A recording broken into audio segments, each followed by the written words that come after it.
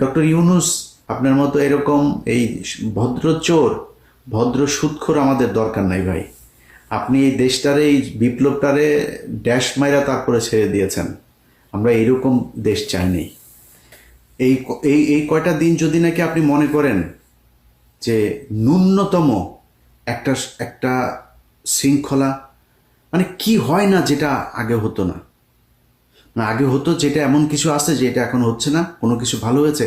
ঘুষ, সুদ, কোনো মারামারি, দখল, চাঁদাবাজি, সব কিছু হচ্ছে। আপনার মতো এরকম ভালো এক বালের রাষ্ট্রনায়ক দিয়ে আমার লাভটা কি? আপনি কি বাল ফেলাইছেন? আপনি গত এগুলোর ব্যবস্থা আপনার চোখের সামনে চুরি করে আপনি কিছুই বোঝেন না। পালচাল সব বুড়া মুড়া এগুলি খাটাসগুলি ধরছেন, জীবনে কোনোদিন নামও জানি না। এই দেশের এই 15 বছর তার অবদান কি? আপনি সরানো না তাদেরকে। আপনি এই জন্য এসছেন এখানে। আপনাকে, আপনি যা ডিজার্ভ করেন তার চাইতে শত সহস্র কোটি কোটি গুণ আপনাকে বেশি সম্মান দেওয়া হয়েছে। আপনি আমার ক্ষমতায় আছেন দেখে আপনার চ্যাটের বাল হয়ে গেছেন। আপনার কিছু, আপনার তো মিয়া কামলার মতো কামে লাগাইছি আমরা। আপনার এখানে থাকলে, আপনার মতো এরকম একটা সুদখোর যদি থাকে, তাহলে ইন্টারন্যাশনালি তারা আমাদের কিছু বলবেন, এই জন্য কামে লাগিয়েছে আপনার। আপনি এই দেশের জন্য জীবনে কোনদিন কিছু করছেন নাকি? আপনি ওইখানকার ঘুরেন, খালি সারা দুনিয়ায় গার্লফ্রেন্ড আর মদ নিয়ে ঘুরেন, দেশের কোনো কাজ করছে? আপনি জীবনে কোনোদিন আজ পর্যন্ত কাজ করেছেন? কোনো কিছু করেন নাই। এখন সুযোগ পেয়েছেন, লুটপাট করে খাচ্ছেন। আপনার ওই যে ভাতিজা ভুতিজা যা আছে সব চিনি তোরে ভাই। হ্যাঁ, আপনার এক অপূর্ব চোদনে থাকতে পারে না মানুষ। এর কাছ থেকে নেয়, ওর কাছ থেকে নেয়, এমন বিশাল বড় এক নেতা হয়ে গেছে।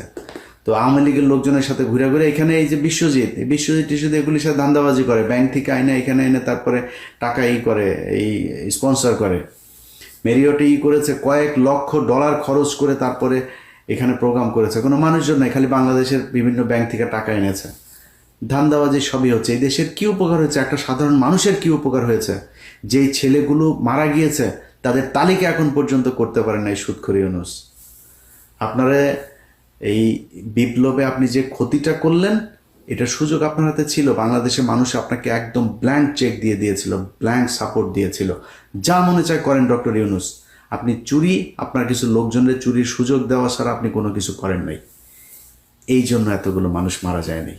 আমরা, আমার পরিবার বাড়িতে থাকতে পারি নাই। ওই ওই জেলার পুলিশ সুপার, ওই জেলার পুলিশ সুপার, অমুক বাহিনী হাজিরা দিতে দিতে শেষ, কেউ চাকরিও করতে পারে নাই।